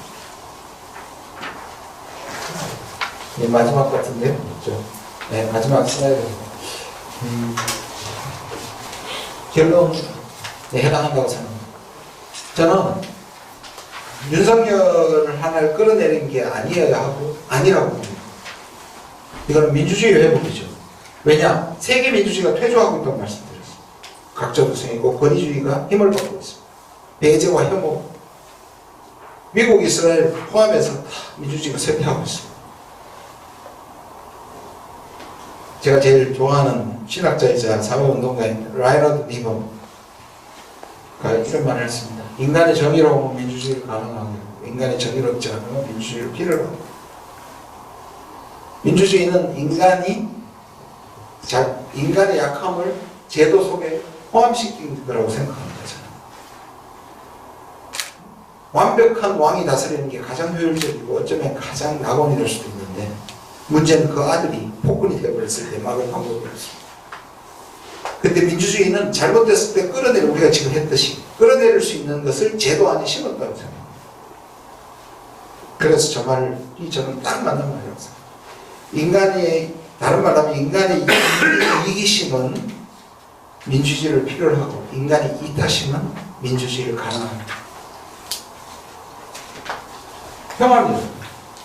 우리가 이번에 그것은 평화를 가져오는 초석이 된다고 저는 생각합니다. 그게 북미가 만나는 것보다 훨씬 더 중요한 거라고 생각합니다. 칸트의 민주평화론이 뭐냐? 독재는 전쟁과 가깝고 민주주의는 평화와 가깝습니다. 왜냐하면 독재는 자기 이익을 위해서 언제든지 사익을 위해서 전쟁으로 국민을 몰아갈 수 있지만 민주주의는 50% 이상의 지지를 받아야만 전쟁을 할 수 있다. 그렇기 때문에 그런데 세계 전쟁 중에 다수의 지지를 받을 수 있는 전쟁은 거의 없다. 침략을 당하지 않고 있어요. 그렇게 보면 이걸 누가 얘기했냐면 칸트가 얘기했습니다. 공화정이 왜 평화론인가? 영구 평화론이라는 이름으로 발표를 했고요. 그걸 우드로 윌슨이 가져와서 만드는 것이 바로 국제연맹입니다. 실패를 했지만 소위 말하는 이 유엔은 이 정신이 다시 살아나야 합니다.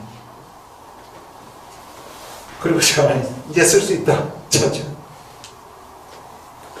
국민이 지지를 하면 저는 그래서 민주주의는 뭐 자주다. 소수 기득권이 지배하는 한국은 외세 의존의 유혹에 매우 취약하나 국민의 절대적 지지를 받는 정부는 외세에 기댈 필요가 없다. 그게 저는 김구 선생이 얘기했던 독립. 아직까지 정신적으로 정책적으로 독립하지 못했기 때문에 저는 이 부분이 우리의 시대적 과제라고 생각합니다. 이 세 개가 시대적 과제가 출발점에 다시 한번 우리한테 기회를 줬다고 생각합니다. 저는. 그리고 두 가지가 필요합니다. 아주 간단히 얘기해서 이 시대적 과제를 아는 리더가 결기 있게 하는 것. 그리고 나머지 주권자 국민이 거기에 대해서 흔들리지 않게 지지해 줍니다. 제가 이렇게 말씀드렸는데 다 될 것 같은데 쉽지 않은 것 같습니다. 예, 경청해 주셔서 감사합니다. 그 앞부분 질문은 이렇습니다. 처음에는 정말 교차 승인을 생각해서 북방 정책을 출범했습니다. 그래서 저는 노태우는 그 부분에 대해서는 인정해 줘야 된다고 생각했고요. 그리고 저는 평소에 안보 문제는 합리적 보수가 하면 국내적 저항이 적고 일본 문제는 진보가 풀어주면 실용적으로 풀어주면 훨씬 더 국내적 저항이 적다고 생각합니다. 독일이 그랬듯이. 근데 처음에는 그랬습니다. 정말 한국의 빌리브란트가 아니고 콜이 될 수 있다고 생각을 했는데 하면서 욕심이 생깁니다. 우리는 빨리 진행되고 북한은 점점 고립되면서 그리고 유럽의 많은 동유럽 국가가 무너지는 걸 보고 무너진다고 생각했습니다. 서로 해가지고 보다는 동독이 무너지는 것은 북한이 무너질 텐데 그래서 그 다음부터 이간질을 시작해요. 사실 우리가 북한하고 일본하고 미국은 우리가 문을 터줬어야 됩니다. 근데 그 소위 말하는 붕괴론 추락하는 비행기 이걸 했던 사람이 김영삼이거든요. 그 이유가 제일 컸고요. 저는 지금도 마찬가지라고 저는 생각합니다. 근데 지금까지는 예를 들자면 바이든하고 윤석열은 완전히 진영을 나눠가지고 신냉전 구도로 가고 그러니까 우리가 중국하고도 러시아하고도 못하게 했는데 북한하고 못하니까 더 못하겠죠. 그래서 그 다음에 문제가 동맹입니다. 제가 계속 말씀드릴게요. 동맹과 육자회담은 서로 부딪힙니다. 경제적으로 보면요. 저는 트럼프가 지금 한중일을 묶고 있습니다. 오늘 속보 보셨어요? EU 정상과 중국 정상이 만난다. 트럼프가 세계를 지금 그렇게 진영을 깨고 있습니다. 자기가 먼저 진영을 깼잖아요. 러시아하고 손잡았잖아요. 그래서 뭐냐? 육자회담 또는 경제는 3자로 가요. 한중일이요. 아까 말씀한 한중일이요. 독일만 빼고 전 세계 제조를 완전히 장악하고 있어요. 근데 일본이 이시바는 아베는 아닌데요. 이시바는. 그래서 이시바가 오래 살아남아야 됩니다. 문제는 당내 소수예요. 근데 이시바는 한중일을 굉장히 중요시합니다. 다음 정부가 한중일을 중심으로 대안을 마련해야 돼요. 경제적으로. 그리고 가능하다면 EU나 호주해가지고 미국 뺀 자유무역. 그렇지. 이렇게 표현합니다. 매 맞는 자들의 연대. 그래서 트럼프를 견뎌내야 된다고 생각하고요. 그 다음에 안보적으로는 육자회담입니다.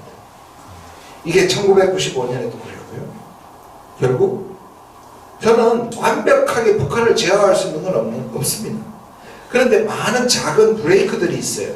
한국에서 전쟁을 막는 제동장치들이 있어요. 그게 9.19고요. 그게 중국이고 그게 러시아입니다. 저는 그런 국가들과 연결을 계속 시켜서 결국 그 1995년 있었던 아니죠. 2005년이네요. 2005년에 9.19 육자회담에서 그때 나온 게 뭐냐면 핵 문제가 해결되면 이 육자회담을 동북아에 그 집단 안보를 만들자는 게 뒤에 있습니다. 저는 지금 할 수 있다고 생각합니다. 그게 최고라고 생각합니다. 그러려면 미국의 동맹에 전적으로 의존하는 그 동맹 시스템이 약화되거나 깨져요. 그 간극이 생각보다 크고요. 그래서 제가 아까 말씀드린 거기에 대해서 진취적이고 결기가 있는 지도자가 꼭 필요해요. 왜냐하면 국내에서 어마어마한 정치적 자산을 잃어버릴 각오를 해요. 근데 아까 말한 것처럼 어느 때보다 가능합니다. 트럼프의 미국은 신화를 깨기에 충분합니다. 그런데 우리나라 사람들은 일기 때도 뭐라 그랬는지 아세요? 트럼프하고 미국을 분리하더라고요. 트럼프는 미국이 아니야. 아마 그분들도 어느 순간에 그렇게 할 수도 있을 것 같습니다. 트럼프가 가면 다시 우리가 원하는 미국이 다시 돌아올 거죠. 지금까지 트럼프가 윤석열을 구해낸다는 논리였죠. 실제로 지금 트럼프 정부 내부에는 강경 반중파들이 존재하고 트럼프의 시작이 미국의 패권을 잃어버릴 수도 있다는 거였잖아요. 그러면 분명히 때려야 되거든요. 근데 고전에 이게 일종의 천하의 3분찌개를 하고 있는 것 같아요.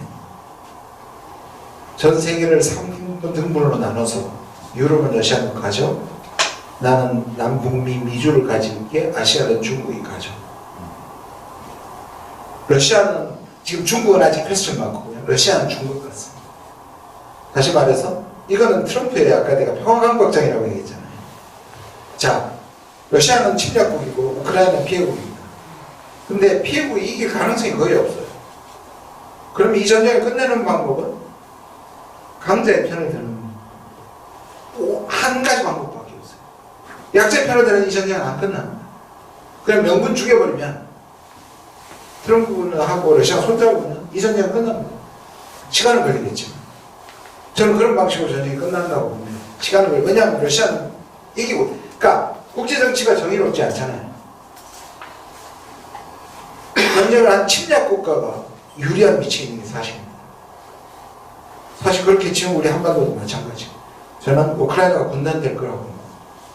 강대국의 지정학에 의해서 독일이 분단되면서 완충지대 역할을 했듯이 우크라이나가 아마 완충지대를 할 거라고 봅니다. 그래서 아까 말한 노드스트림도 미국이 사겠다 그랬잖아요. 미국이 러시아와 함께 우크라이나의 자원 개발을 하고 노드스트림을 나눌 수도 있는 게 트럼프가 생각합니다. 중국은 어떡할 거냐?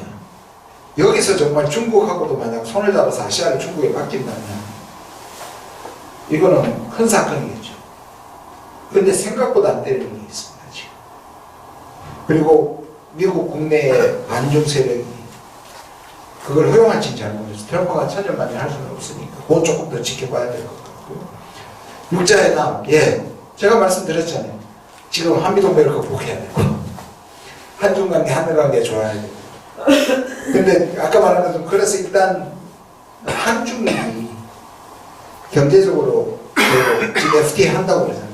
FTA를 하게 만들잖아요. 이게 협의가 되면 일단 한중일로 시작하고 그 다음에 이제 미북이 연결되고 하면 좀 매우 좁은 구멍이지만 가능하다고 저는 생각을 하는데 말씀드린 데 동의합니다. 쉽지 않을 거라고 생각합니다. 근데 유일한 대안이라고 저는 생각합니다. 자, 두 국가로 우리한테 이런 강박이 있는 것 같아요. 제가 오늘 강박이나 너무 많이 쓰는데 만약 하나로 정리하고 싶어요. 그래서 이게 국가를 한 국가로 한민족으로 정리하는 게 좋을까? 두 국가로 정리할까? 저는 단도직입적으로 말해서 김정은, 임종석이 민족이 한민족이 아니라 두 국가로 하면서 민족이라는 정체성이 사라지지 않습니다. 아무리 진보적이라서 한민족만 강조한다고 해서 두 국가가 사라지지 않는다고 생각합니다. 이거는 이 모순적 관계는 해결될 때까지 두 가지 정체성을 괴롭지만 가지고 갈 수가 없다고 생각합니다. 그게 정치적 필요에 의해서 자기 편이나 그걸 위해서 그냥 합쳐려고 하는 건 그 자체가 잘못됐다고 생각합니다. 똑같은 경우가 있었습니다. 우리가 당사자냐 중재자냐 똑같습니다. 왜 그걸 정리해야 됩니까? 둘 다인데 우리는 당연히 한반도 평화의 당사자지만 평화 프로세스에 북미가 화해하지 않는 한반도 평화 가능합니까? 못하잖아요. 그럼 중재자도 돼야 돼요.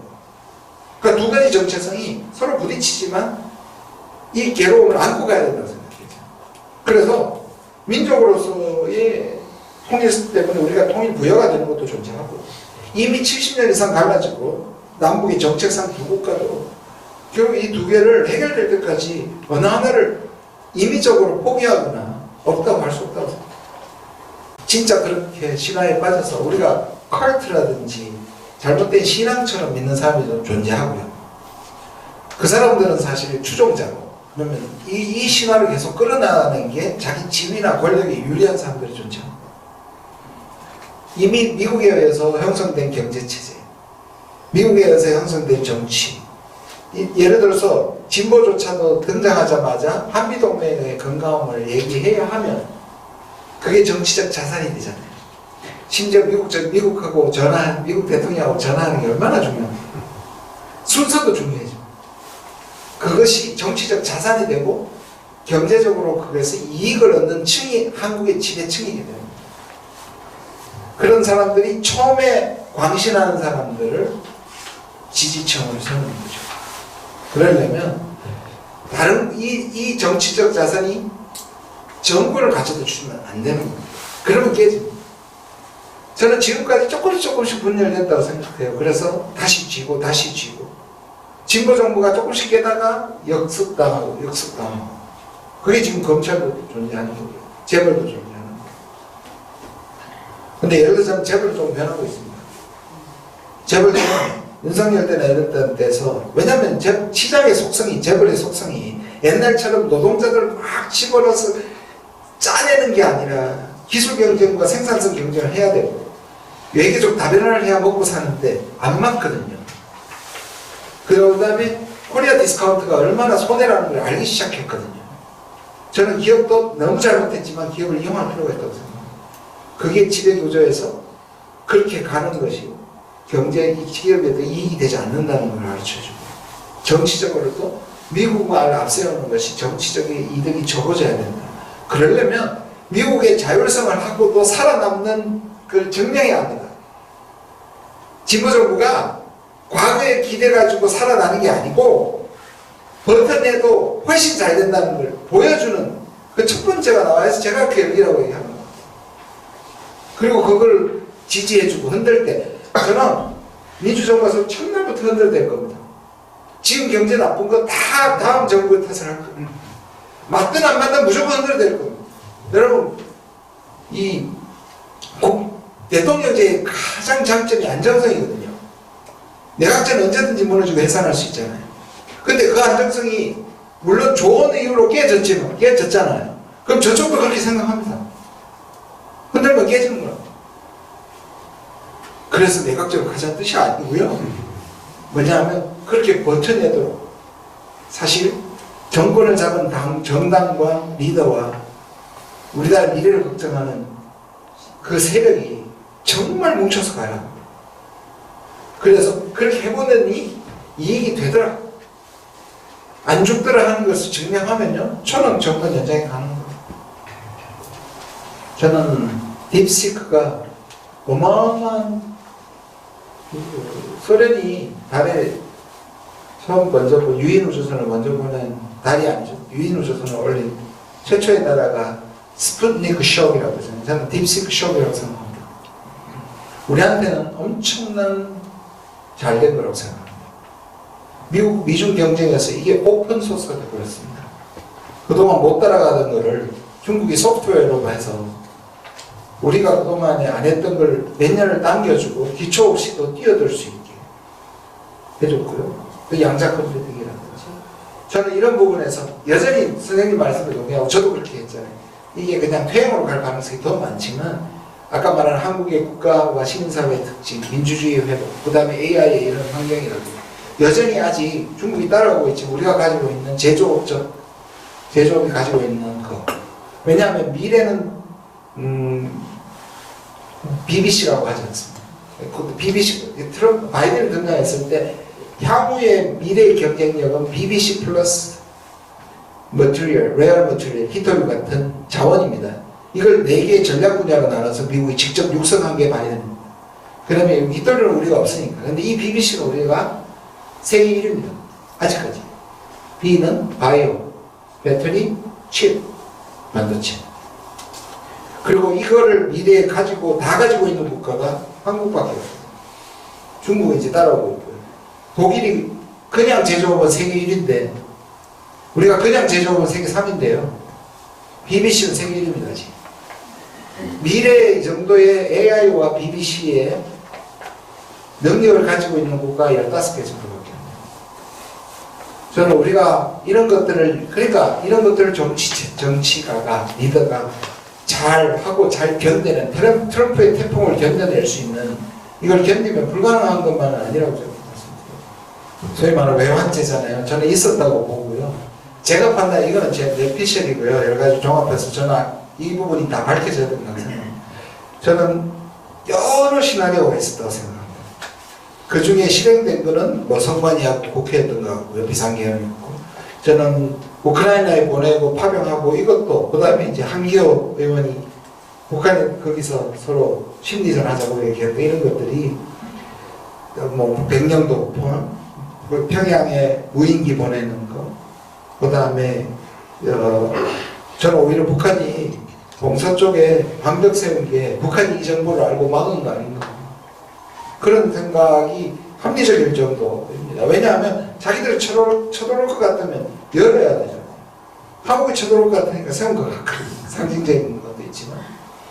그런데 이 전체를 누군가가 기획한 자가 있다고 생각합니다. 그게 윤석열일 수 없거든요. 그리고 그게 김용현일 수 없습니다. 이번에 벌어진 이 내란이 그 여러 가지 시나리오 중에 하나를 했던 거고, 계획은 여러 개가 있었고, 그 뒤에 누군가가 지휘자가 있다. 저는 짐작이 가는 사람이 있습니다. 그런데 이걸로 탄핵시키고 난 다음에 전체를 다 조사해서 이런 것들을 했던 시도를, 사실 내란 모의이기 때문에, 외환 모의이기 때문에 저는 다 밝혀져요. 그런데 그 수많은 것이 저는 용산에 도청이 된다는 것이 확인됐잖아요. 그러니까 그게 이번에 이거를 가끔 병도 주고 약도 주는 거잖아요. 저는 민주당의 박선원이나 김민석 이런 분들이 알게 된 게 정보를 이길 수가 없거든요. 미국이 준 거라고 저는 개인적으로 추측합니다. 미국이 한국 그걸 그렇게 전해주면 포기할 줄 알고. 그런데 그게 그렇게 했는데도 실행을 해버렸죠. 저는 막기 위해서, 한국 정치 상황이 어려운 게 미국한테 부담이 되니까 막기 위해서 저는 제공했다고, 실제로 김병주 의원이 그렇게 얘기했습니다. 상당 부분 정보가 미국에서 왔다고. 아마 방송에서 얘기하신 것 같습니다. 저는 그렇다고 생각합니다. 이건 이제 우리 당론이 안 정해졌으니까, 저는 2017년의 경험을 생각하면, 아까 제가 그랬잖아요. 공동정부는 나눠먹기가 아니고 이 정부를 흔들어댈 때, 그리고 가지고 있는 여러 가지 리스크를 가지고 뭐 범법자들부터 시작해서 그거를 막아주려면 다른 당이나 시민사회가 다 합쳐져야, 흔들릴 때 저는 지지해주는 세력으로서의 연합정부를 생각하는 겁니다.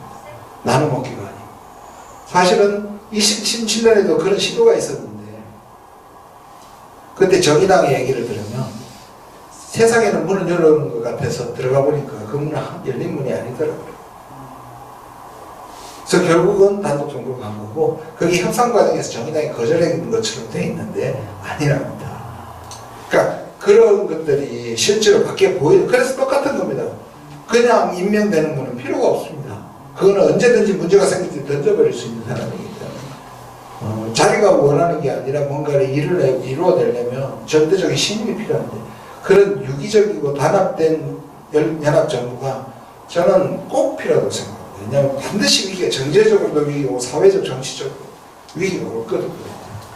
그런 의미에서 제가 가지고 있는 일종의 소신, 그런 거고요. 당론은 없습니다. 근데 기본적으로 당론도 어떤 형태로든지 이 일야, 이제 여야가 없지만 일야 다여 후보로 진영으로 되는 게 가장 바람직하다는 뜻에서 오버프라임을 한 거는 맞습니다.